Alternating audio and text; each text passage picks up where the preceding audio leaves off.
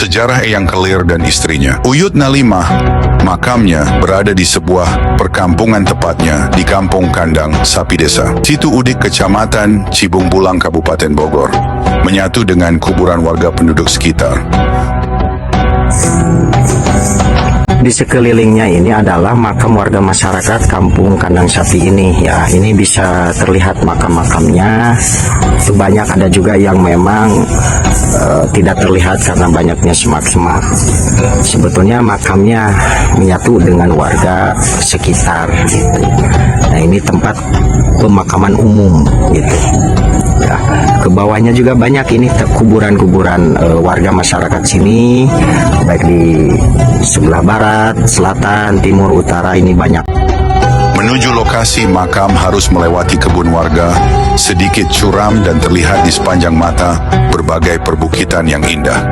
Eyang Kelir dan istrinya Uyut Nalimah, walaupun seorang tokoh, tapi tidak secara khusus berdakwah menyebarkan ajaran Islam secara terang-terangan, karena tidak menunjukkan kealimannya dan lebih menghargai para tokoh-tokoh yang ada di sekitarnya.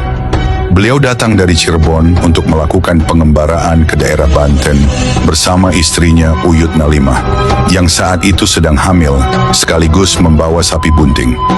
Namun pengembaraannya hanya sampai di daerah Kampung Kandang Sapi Bogor hingga akhir hayatnya, sehingga menjadikan penamaan asal sebuah kampung. Eyang Kelir merupakan tokoh yang membuka jalannya perkampungan di Kampung Kandang Sapi yang tadinya hutan belantara.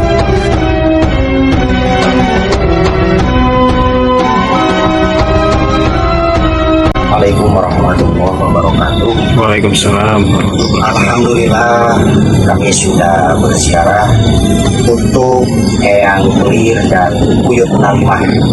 Nah, di sini ada pembeda, sebetulnya makam atau kuburan Eyang Kelir dan Uyut Nalimah ini menyatu dengan kuburan warga masyarakat di Kandang Sapi ini.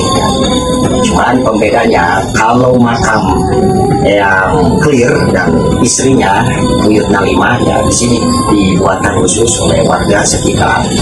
Jadi di bangunan ini, di ruang ini ada dua, ini yang disebut dengan makam Eyang Kelir. Ini makamnya. Kalau ini makam istrinya Eyang Kelir, yaitu Uyut Nalimah. Sepintas tentang sejarah ya, kenapa ini dikatakan Kampung Kandang Sapi, karena memang ada hubungannya dengan Eyang Kelir itu sendiri. Jadi Eyang Kelir itu adalah salah satu orang yang pertama kali mendiami kampung sini. Eyang Kelir dan Eyang Nalimah ada hubungannya dengan Mbah Dalem, Raden Kukuncung Wijaya Kusuma, Mbah Dalem Gentar Bumi, yang moyangnya nyambung ke Prabu Siliwangi dari Kerajaan Pajajaran, di mana beliau merupakan orang yang mahabbah terhadap Kesultanan Hasanuddin Banten. Awalnya makam Eyang Kelir dan Eyang Nalimah tidak dibangun seperti saat ini. Dulunya makam ini sama seperti makam-makam warga lainnya. Saat itu ada salah satu perguruan yang peduli akan budaya dan religi ingin membangun makam Eyang Kelir dan Eyang Nalimah, bertujuan agar para peziarah merasa nyaman dan tentunya tidak kena berbagai macam najis. Walaupun kata Bapak Moen, narasumber salah satu keturunannya, terjadi pro kontra atas dibangunnya makam tersebut. Pro kontra karena pada pihak turunannya seperti Bapak Moen kurang menyetujui hingga saat pembangunan pertama tidak tuntas. Barulah selang beberapa tahun kemudian dibangun kembali untuk melanjutkan pembangunan pertama yang sempat tertunda. Ada pasangan suami istri yang sudah berpisah karena suaminya ingin kembali hidup bersama. Maka atas arahan Bapak Moen, Ketua RW, yang kebetulan temannya, orang itu, suami, melakukan ziarah selama 7 hari 7 malam di makam Eyang Kelir dan Uyut Nalimah dengan harapan agar kembali bersatu menjalin kehidupan rumah tangganya. Saat mau menemui istrinya dengan penuh kasih sayang, istrinya tiba-tiba membuka hatinya untuk kembali hidup bersama suaminya sampai saat ini. Hanya saja perlu digarisbawahi, ziarah di sini bertujuan mendoakan dan berharap berkah, bukan meminta ke kuburan yang akan menjadikan kemusyrikan. Saat Bapak Muin yang merupakan ketua RW di kampung tersebut, sekaligus salah satu turunannya. Beliau menceritakan saat dirinya masih kecil bahwa di makam Eyang Kelir ada uang logam yang dinamakan orang tua dulu uang benggol. Bapak Muin untuk membuktikan kebenaran orang tuanya langsung datang ke makam. Dan benar adanya memang di makam tersebut ada pecahan uang logam, walaupun uang yang didapatkannya tidak banyak. Namun kejadian aneh ini disaksikan pula oleh beberapa rekan Bapak Muin yang juga datang ke makam Eyang Kelir untuk mendapatkan uang logam. Ini karena banyaknya para peziarah yang berdatangan menginfakkan uangnya. Namun mungkin saat itu belum dibuatnya semisal kotak amal. Pernah ada maling lalu dikejar warga hingga maling tersebut lari ke area makam Eyang Kelir.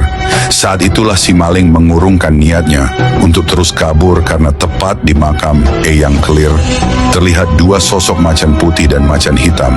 Hingga akhirnya si maling dengan mudahnya tertangkap oleh warga. Ada peziarah yang menyeleweng, musyrik. Saat itu peziarah melihat keanehan, di sampingnya ada macan berukuran besar. Kata Bapak Muin itu terjadi karena niat yang dilakukan peziarah bukan keikhlasan, bukan mendoakan, tapi malah meminta ke kuburan. Pesan dari narasumber yaitu Bapak Muin, Ketua RW, salah satu turunan Eyang Kelir. Pastikan niat kita dalam berziarah adalah untuk mendekatkan diri kepada Allah dan menghormati orang yang telah meninggal, bukan minta ke kuburan karena hal ini perbuatan musyrik.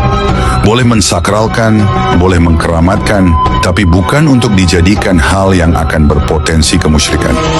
Ziarah kubur mengingatkan kita akan kematian dan kehidupan setelah kematian. Hal ini dapat memperkuat iman kita kepada akhirat dan mendorong kita untuk mempersiapkan bekal akhirat.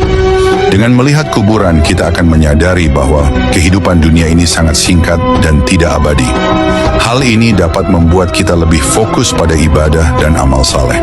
Melihat kondisi kuburan dapat membuat kita bersyukur atas nikmat yang Allah berikan. Kita akan menyadari bahwa nikmat sehat, rezeki, dan umur yang panjang adalah anugerah yang tak ternilai harganya.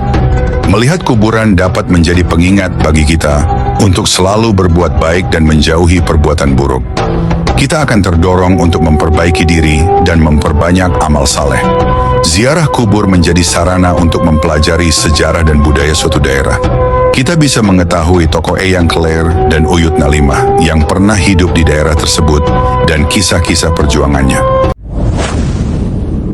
Video ini hanya bergantung pada satu sumber utama, yaitu berdasarkan cerita dari salah satu narasumber dan juga tradisi lisan yang berkembang di masyarakat sekitar. Hal ini membuat informasi yang disajikan cenderung bersifat subjektif dan belum tentu akurat secara historis. Belum ditemukan sumber-sumber otentik seperti dokumen sejarah, naskah kuno, atau catatan perjalanan yang dapat mengkonfirmasi keberadaan dan peran Eyang Kelir dan Uyut Nalimah secara lebih pasti. Informasi yang diperoleh dari cerita rakyat perlu diverifikasi dengan sumber-sumber lain yang lebih kredibel. Perlu dilakukan analisis historis yang mendalam untuk menempatkan sosok Eyang Kelir dan Uyut Nalimah dalam konteks sejarah yang lebih luas. Perlu dilakukan penelusuran lebih lanjut mengenai silsilah keluarga Eyang Kelir dan hubungannya dengan kerajaan Pajajaran.